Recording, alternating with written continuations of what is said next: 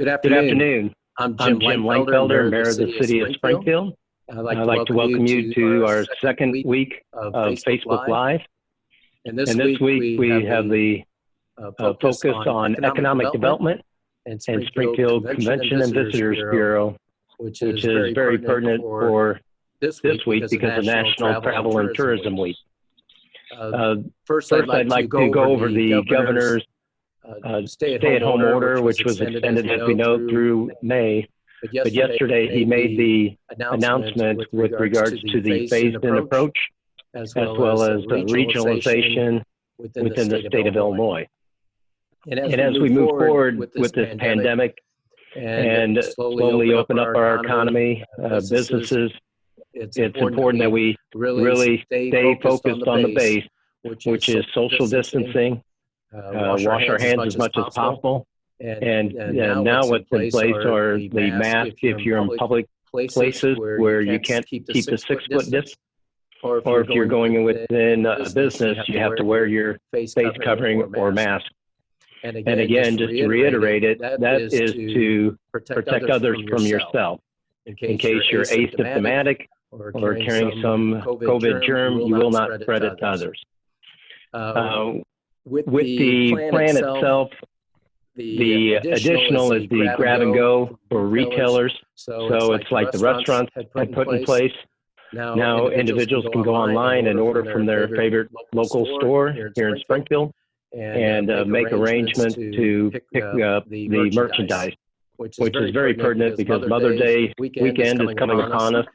And the more we can do to support our local brick and mortar stores, it helps all of us, your neighbors. It helps with regards to generating the revenue resources to support government that provides the police and fire and moving in that direction. So first, I will like to introduce Val Yazell, our Economic Development Director. And she's been very active with regards to taking phone calls with businesses, working with the local entities that help support our businesses like the Chamber of Commerce, Downtown Springfield, SBDC, SSGA, and the list goes on and on. Val has a unique experience because she used to be president of the Chamber of Commerce. She also was interim director when they were looking for a director. But as importantly, she was a president of the Local First and a small business owner herself. So she understands the dynamic, that the challenges that our business owners are going through right now, especially working with the workforce and trying to keep them safe and providing the support services as we work our way through the coronavirus pandemic. So with that, I'd like to turn it over to Val for an introduction. Thank you, Mayor, and welcome Facebook viewers.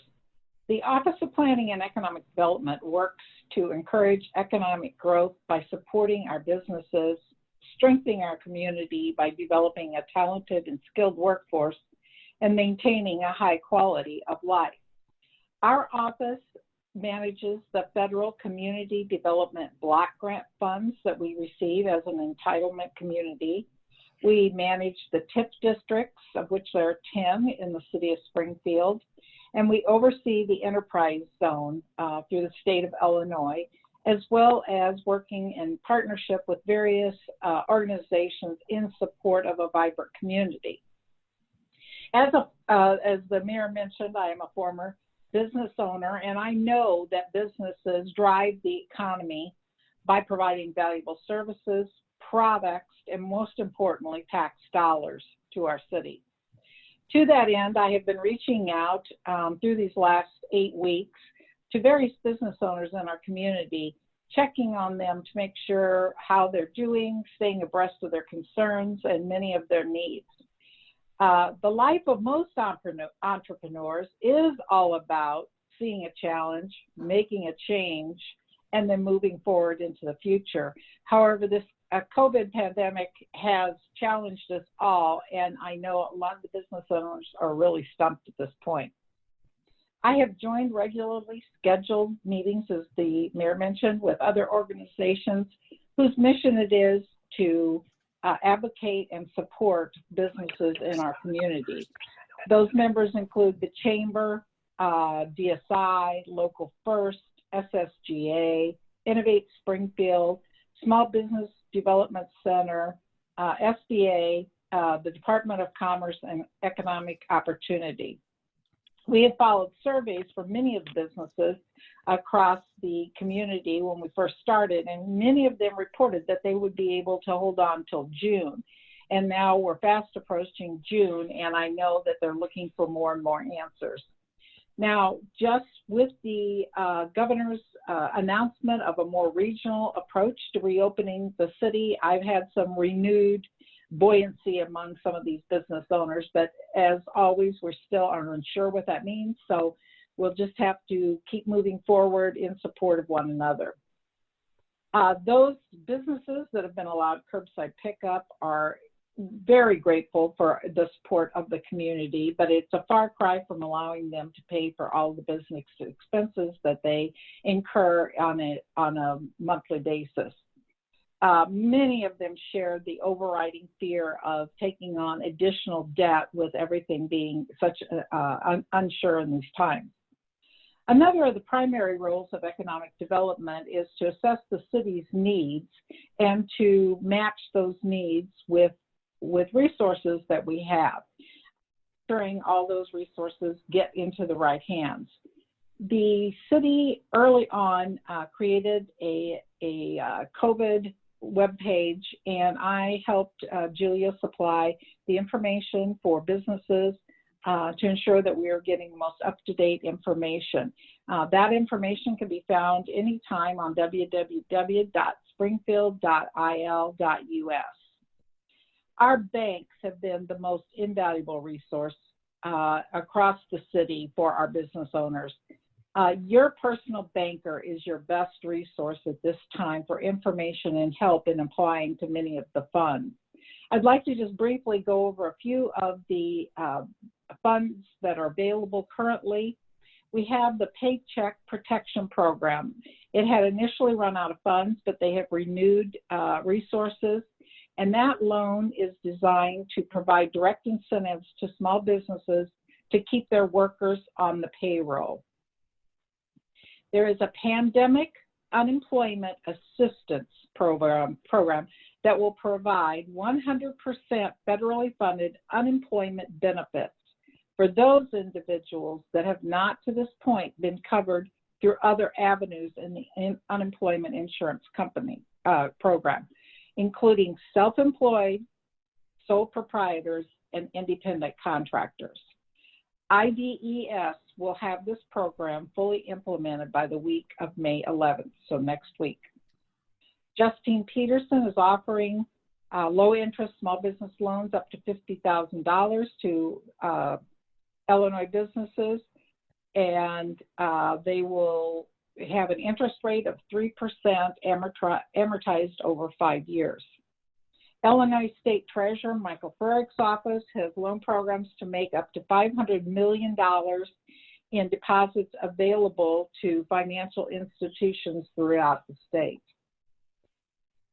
Springfield businesses are encouraged to register with www.springfieldzoom.com. So they can, to register those, so consumers can find out about the status of their favorite businesses, and their businesses are in a one easy searchable website, and the registration for those businesses is free. It's the responsibility of OPED and my office to address the needs of our citizens and the businesses that are in our community. And we're here to answer your questions and listen to your concerns. You can reach us at 217-789-2377. We look forward to hearing from all of you. Thank you, Mayor. Well, thanks for that overview. And one of the items we'll be able to answer your questions right now through Facebook Live. You can type in your message or your question, and we'll answer as many of those as we possibly can through this time frame that we have. And also, I'd like to introduce Executive Director for the Springfield Convention and Visitors Bureau, Scott Dahl. Scott has a wealth of experience and knowledge associated with hospitality. He used to be with the state Illinois Hotel Association and has been well traveled throughout the state. But his value is really shown its weight in gold, so to speak, especially during this pandemic, because he understands the different aspects of the travel industry from the private sector as well as the public sector. So with that, I'd like to turn it over to Scott Dahl. Mayor, thank you. Good afternoon, Val, as well, and Facebook followers. Hello. If you haven't followed our page on Facebook, check out Visit Springfield. You can also find us on Instagram. The CVB is the destination marketing agency for the city of Springfield. Our community welcomes over 1 million domestic and international travelers annually. In 2019, travelers from all 50 states and 74 different countries signed the guest book at the city's visitor center located at the Lincoln Herndon Law Offices on the Old State Capitol Plaza. The SCVB is fully funded by 3% of the local hotel tax. That's the tax paid by visitors, and state tourism grants. The additional 4% of the local hotel tax goes to the city's corporate fund.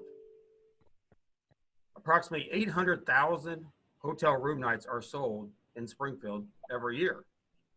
That's substantial. We support restaurants, attractions, local shops, gas stations, and proprietors like Garrett Moffitt with Springfield Walks. He does the Lincoln Ghost Walks. And if you haven't checked that out, please do so this summer.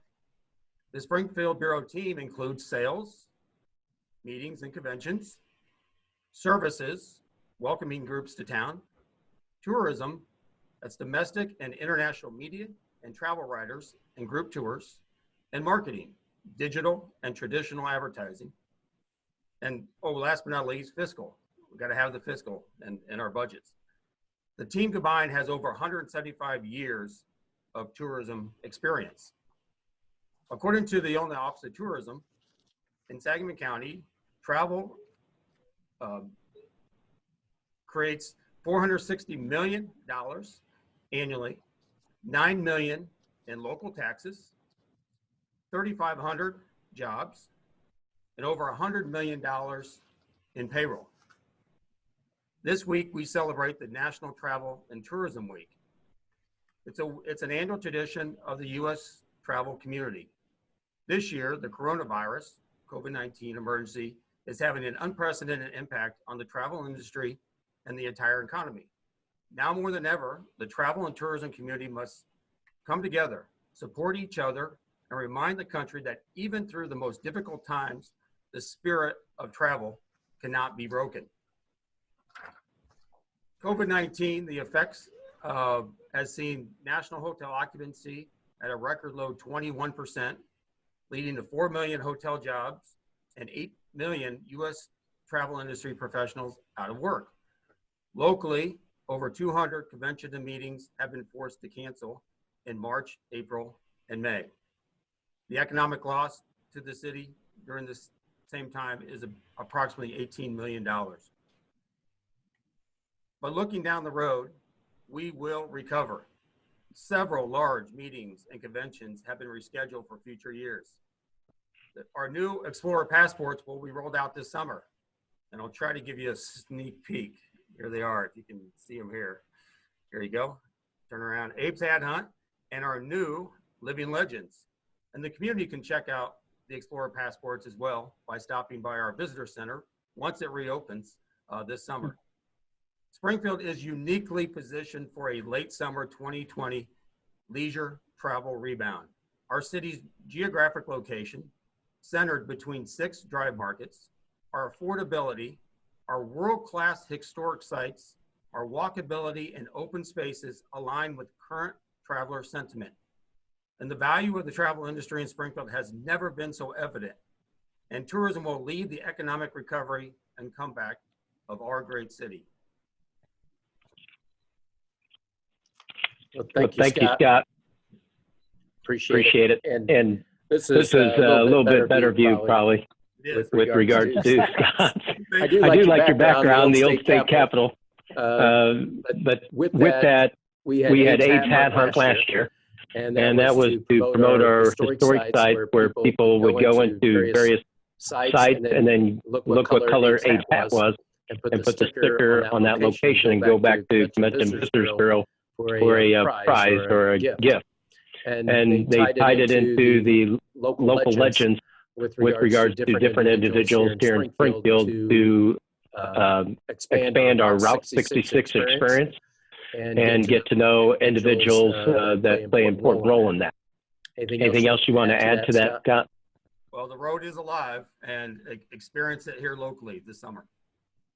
I think Scott touched on that with regards to what we'll see is more drivable individuals coming into town, probably with their families. We're asking that local individuals re-experience Springfield, especially the sites once they reopen, and also the Route 66. And so we have a lot of great, rich history, but as importantly, to support one another through the recovery process.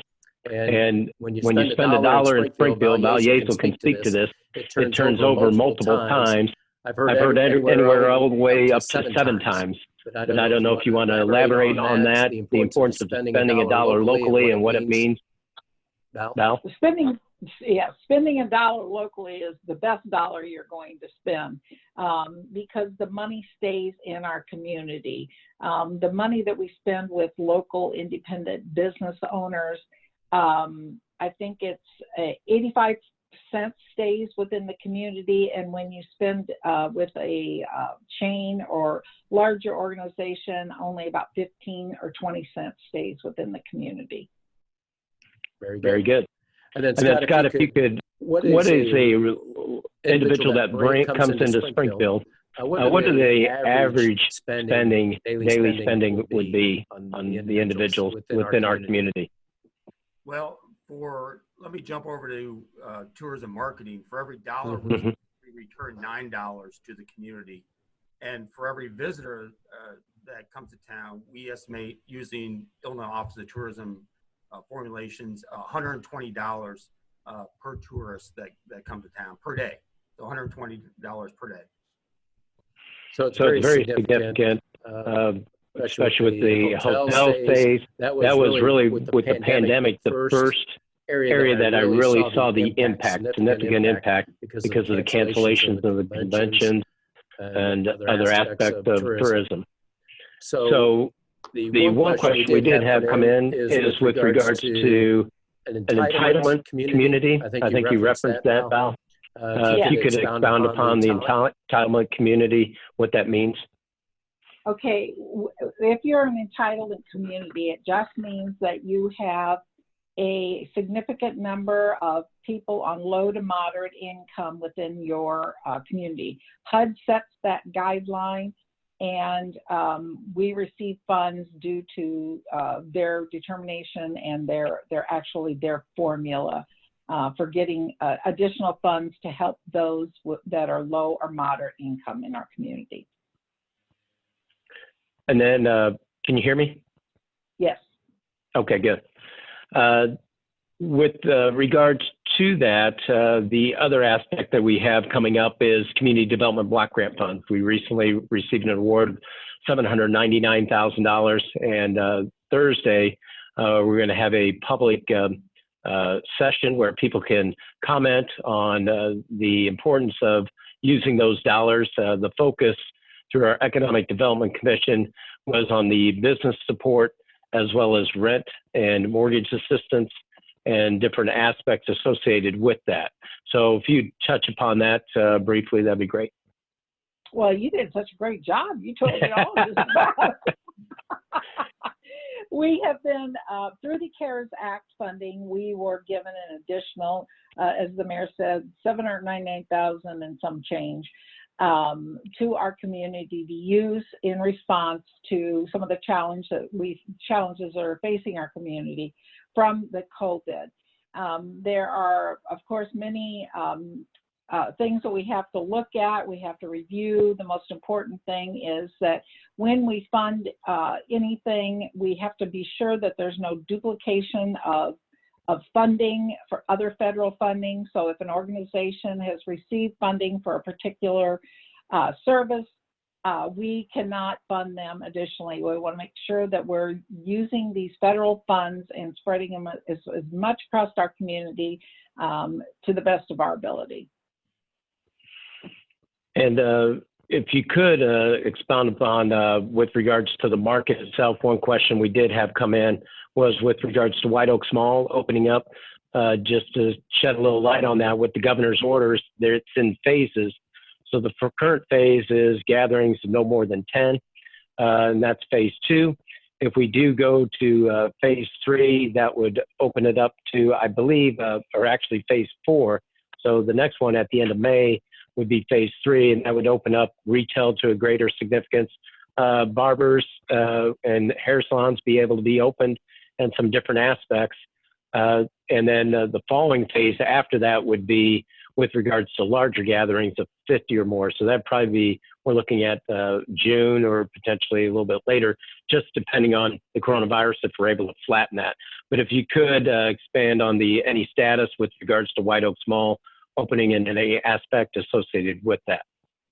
Well, I must add a little ESP because I just contacted Clay Emmerich before this call this morning to see if he'd heard any additional information.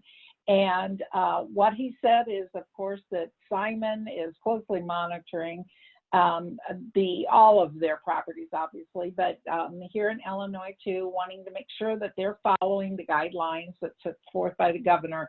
He did say that was an important part of what they're doing. Many of their businesses are able to do some of the online ordering and pick up, so they're taking advantage of that. But beyond that, they are definitely waiting for more word from the governor's office. And I know with the White Oaks Mall, real quick, they were looking at kind of reinventing themselves. And so they continue to do that and look at what the right mix is as we move forward into the future with regards to retail. Right, correct. And Scott, if you could talk about the challenges with tourism, we talked about this morning with regards to the size. I know you mentioned History Comes Alive, what the current status, the challenges there are, and moving through the different phases of as we move forward to reopening everything up. Yeah, I think it's really dialing into traveler sentiment and certainly putting our marketing out there in those drive markets that we've had settled, and we've really been marketing in those areas for the past 15 months. So we've set ourselves up for some kind of rebound. But the challenge is, we'll be moving through these phases and figuring out what phase we're at. And then the challenge, the gathering challenges, moving through the phases, and then History Comes Alive itself. That's our living history program. It's in an 11th year. It's where we have Mr. and Mrs. Lincoln around town. We have different programs at all of our historic sites. We have thousands of travelers that come in for it, and navigating the historic sites, through these challenging times will, certainly be interesting. And I do want to add as well that for our Facebook followers, if you'll head over to our Visit Springfield page, you can get a peek of our Explorer Passports. We have virtual tours posts set up. So I encourage our Facebook followers to head over there. And one of the exhibits that I was excited about, but unfortunately with the situation it was postponed, was the Negro baseball at the African American History Museum. What are the opportunities for rescheduling that later, or as far as that goes, if you could expound on that? Yeah, the African American History Museum is a new Abe's Hat Hunt location, and we were really looking forward to it coming from Kansas City this year. I know they've postponed it. I think there still is an opportunity. I'd have to talk to the African American History Museum officials, but I believe there still is an opportunity to see that in Springfield this year. Great. And so with regards to economic development, Val, the CDBG, that forum, I think it's 5 o'clock this Thursday. And people, if they're interested, I believe they can sign up through your office by calling 789. What was the number again? 789? 789-2377. Or they can also email. Can they send you an email, or would it just be Springfield feedback at springfield.il.us? Yes, feedback, yes. Yes, and so I wanted to add a little bit on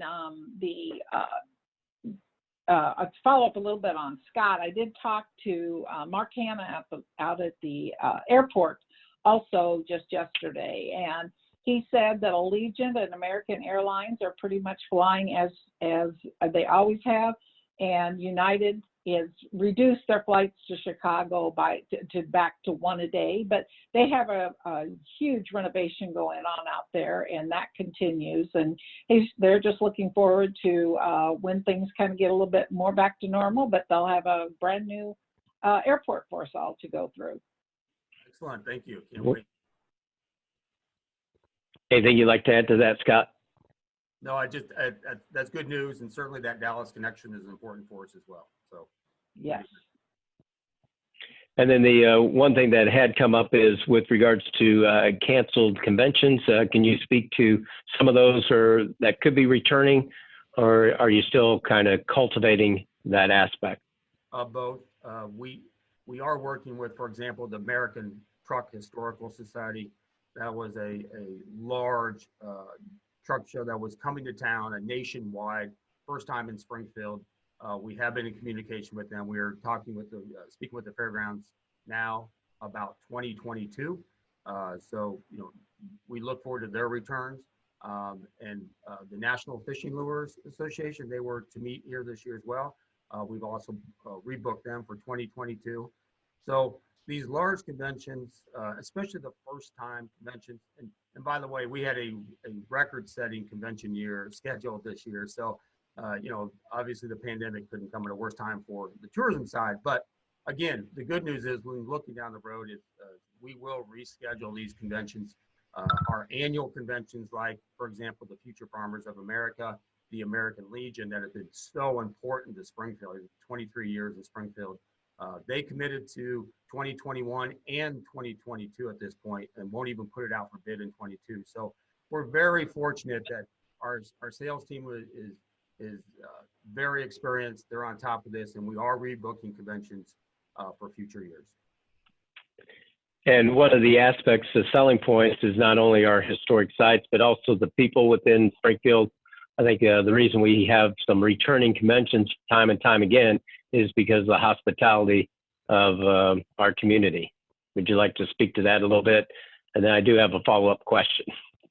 Well, Lincoln did say, to this place and the kindness of these people, I owe everything, upon his departure for the White House. So, yeah, we're a friendly city. Through our Central Illinois Customer Service Association that we presented now for almost 2 years. We are cultivating the customer service side as well. So we're friendly. You get customer service, good Midwestern values for sure. And that dovetails over what you preach, customer service all the time, right, Val? And the importance of that. Yeah. Customer service, anything and everything. That is what I consider my office to be, is customer service. That's what we're here for. That's what we need to know what's going on in our community. And it's especially important to me. Coming from the retail world, it's just kind of how I want our office to be run, and it is run. So we really appreciate that. I did want to add, Mayor, before we end here, maybe in a few minutes, that I don't want everybody to think it's gloom and doom. I've been on numerous calls. In fact, it just seems like in the last 3 weeks, I've had even more calls from people interested in looking at Springfield, bringing their businesses to Springfield. I actually talked to a local business owner yesterday who's interested in expanding. So it's not all doom and gloom. We're just going to have to look at things differently. We're going to have to work a little differently. But I feel like Scott does, that we'll come out of this together just because of the people we have in our community and the leadership we have. So. Very good. And then Scott, a couple other questions with regards to that, and it's not doom and gloom, but there's challenges ahead of us. One is with regards to the phase 4, that's where you can have gatherings of 50 individuals. And then someone has asked, can you discuss the impact that will have on the city's convention industry? If we look to June, July, how that impacts the area and how we would really prepare for that new reality and move in that type of direction. Well, we've been working with reassurance marketing with our tourism partners, our hotels, DSI. But yeah, there are challenges there, especially in phase 4, where we have a restriction on gatherings. We believe that our historic sites can work through that. They can set up barriers. They can have ticketing systems. There's certainly things that we can do to work around that. We do need our restaurants open. Even at 50% capacity, that'd be very, very important for us. But we can move past those things. I think as far as phase 4, the face coverings will be interesting, but we'll work through all of those challenges. As far as the conventions, we're really looking at 21 at this point, because most of our conventions happen in the spring. There is an opportunity to maybe have some fall conventions, and we'll see how that plays out. But our convention side, we're really focused on leisure travel at this point of the year. Yeah, and I know, Val, you've had similar questions, especially, we had the one from White Oaks Mall, or with regards to White Oaks Mall, but from a business perspective, the challenges. And one of the things people have been doing is businesses have been sharing their plans for reopening, so to speak, what precautionary measures they would take to make sure not only the customer comes in a safe environment, but also for the workers there. But if you could speak to some of the challenges as we move forward to the new reality of these different phased approaches as we move forward. Well, what one business owner told me, even if they can only have 10 people in at a time, they're still going to need workforce to handle all those. For instance, a restaurant, they're still going to need workforce to handle however many people can be in a location, even if it's 50, if that's less than what they're used to having at any one given time. That's going to be a challenge to keep up with workforce and service to the community. So they see that as a challenge. I know that for several of the salons, spas, they know that the challenge for keeping everything clean and between visits is also going to be a challenge, which again will mean maybe more manpower, more people to work, which they're anxious to get more people back to work. But they also see that as a challenge that they're going to have, because they want to make sure that people feel confident in coming into their places of business. So they know they're going to have to advertise and let people know exactly what they're doing and show that. Yeah, without a doubt, because I talk to individuals when they go shopping, they'll go to a certain store that will have requirements there and they feel more comfortable and confident shopping there, but there's others that don't, and they've said, well, I'm not going back there. And so it's important with the businesses to help make sure there's a safe environment with regards to social distancing, and a lot of stores have taken that upon themselves to roll things out. So what I would encourage business owners to do, if they're not to the point that they would like to see themselves, if they would be sure to send their comments to feedback@springfield.il.us and kind of map out your strategy of how you would reopen your business for that layered approach, because it's not, as we can see, the phase we're in now, you just don't throw open the doors and invite everybody in. The restaurants could speak to that. They're allowed to do the grab and go or drive up delivery and delivery. But as Scott alluded to, for the tourism side of things, how do we get the insides opened up, or the outside venues opened up? And what that will take is a pared down version, a certain capacity, like 25%, which would be measurable, and then beyond that, kind of that phased approach. So that's the challenge. And with regards to the governor's office and moving that direction, the point of any individual, even us in service, point number one is keep the public safe. And that's the challenge in all of this. We're a medical hub.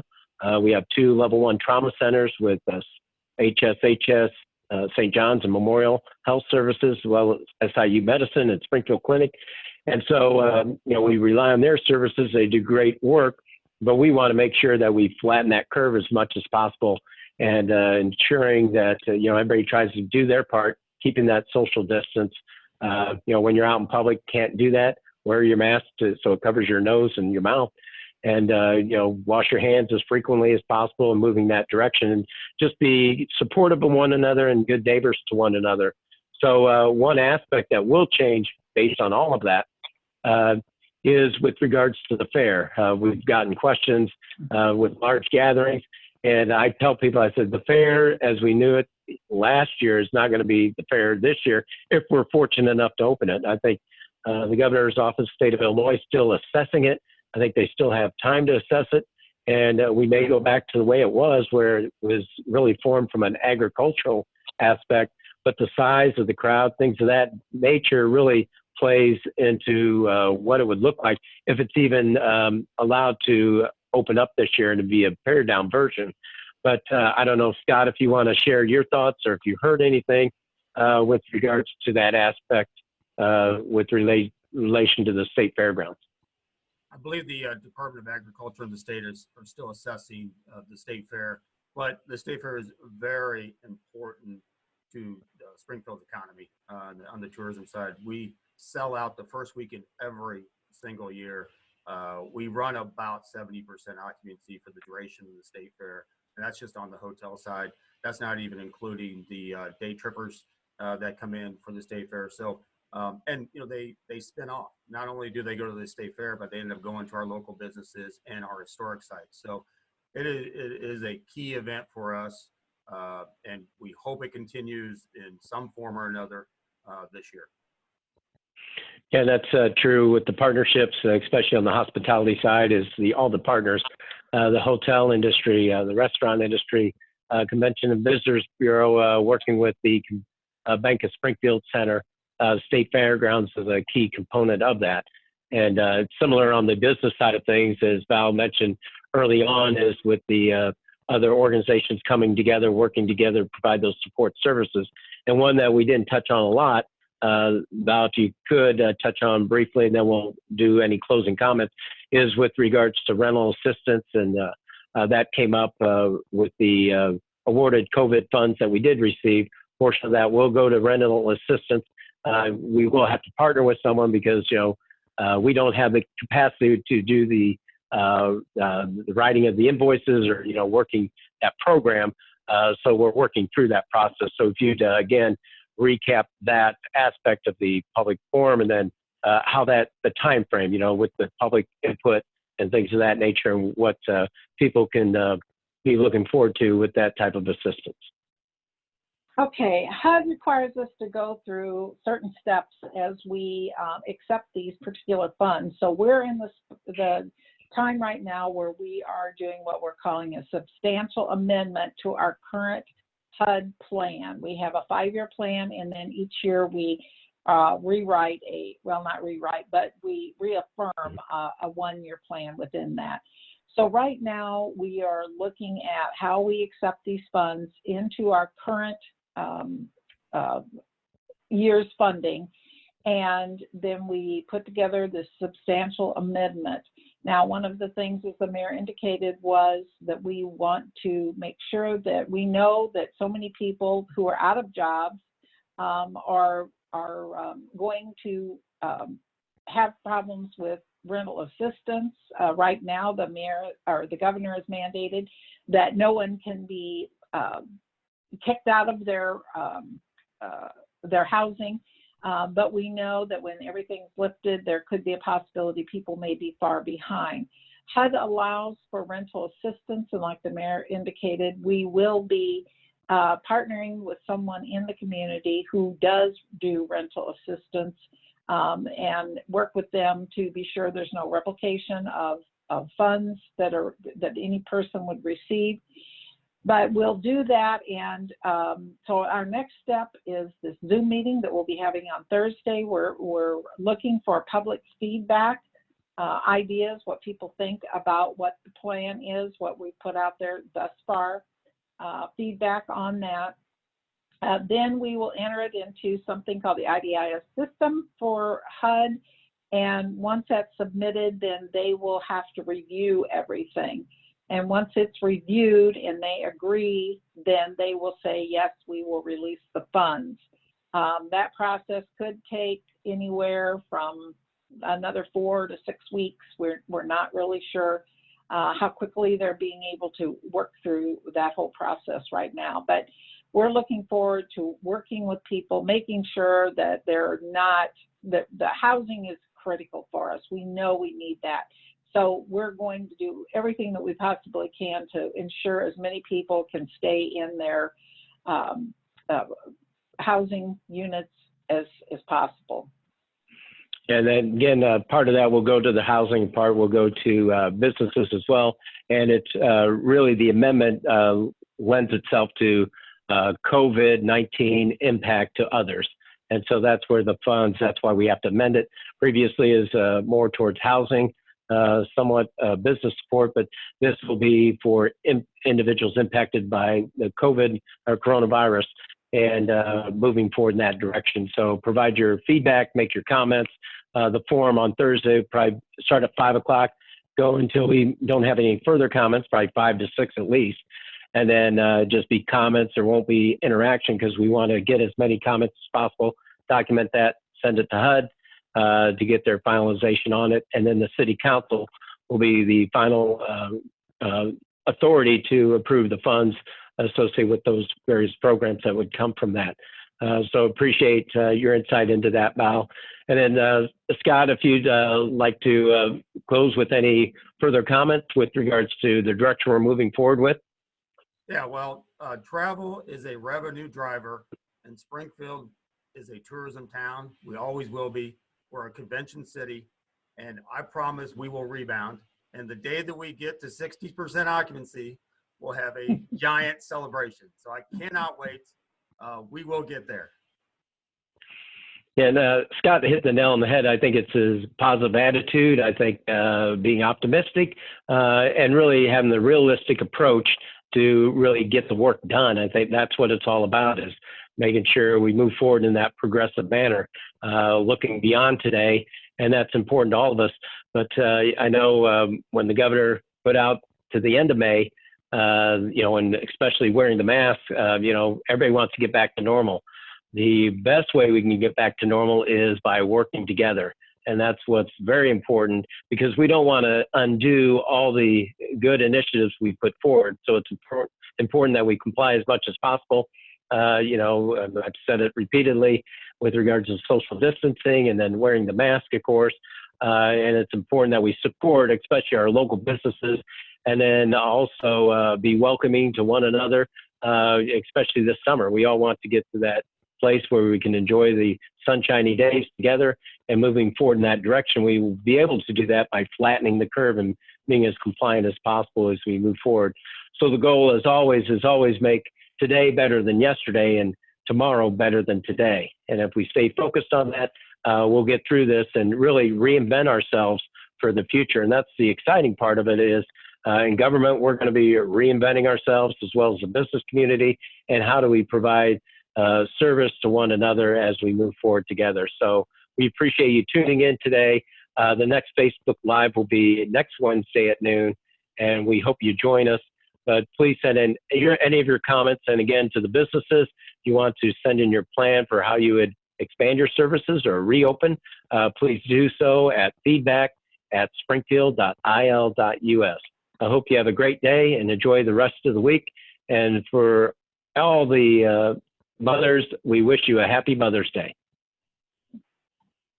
Thank you, Mayor. Thanks, Mayor. Thanks, Director.